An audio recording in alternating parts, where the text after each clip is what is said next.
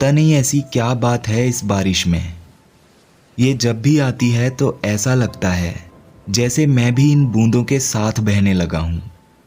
जब भी बारिश होती है तो मन करता है मैं अपने सारे काम छोड़कर बस बारिश में ही भीगता रहूं।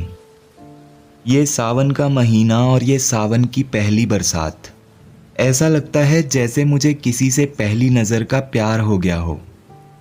जब बारिश आती है तो ऐसा लगता है जैसे किसी ने मेरी खामोशी को पढ़ लिया हो। जब मैं इसमें भीगता हूँ तो लगता है जैसे मुझे मेरे किसी अनकहे सवाल का जवाब मिल गया हो।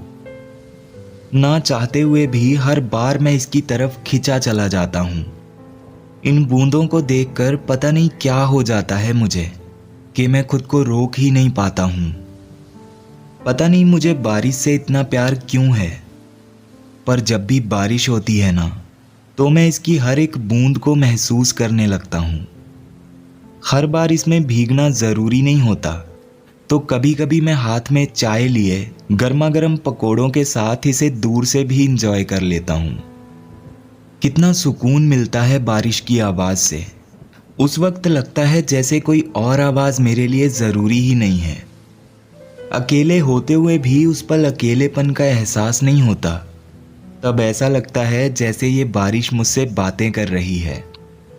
मेरे बचपन की पुरानी यादों को जैसे ये मेरे कानों में फुसफुसा रही हो, और कुछ ऐसे पल जिन्हें अपनी लाइफ में बिजी होने की वजह से सही से याद करने का मौका ही नहीं मिलता।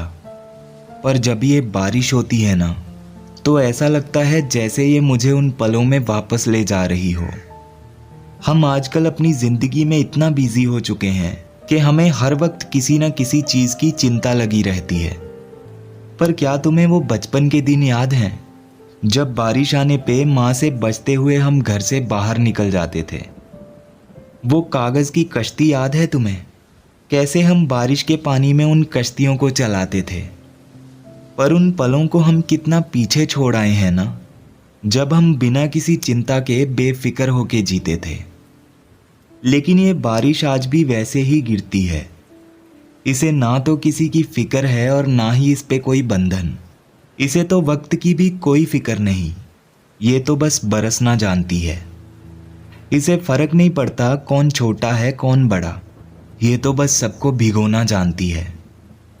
पता नहीं तुमने कभी नोटिस किया है या नहीं, पर यह बारिश हमें कितना कुछ सिखाती है।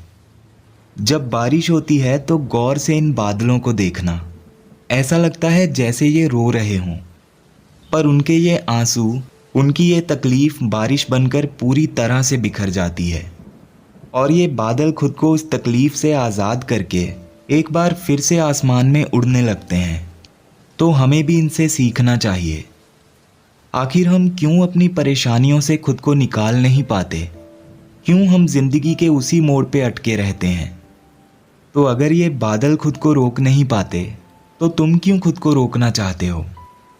कुछ सीखो इन बादलों से, और अगर मन भारी सा लगे तो तुम भी इनकी तरह बरस जाया करो। तब देखना तुम भी बहुत हल्का महसूस करोगे।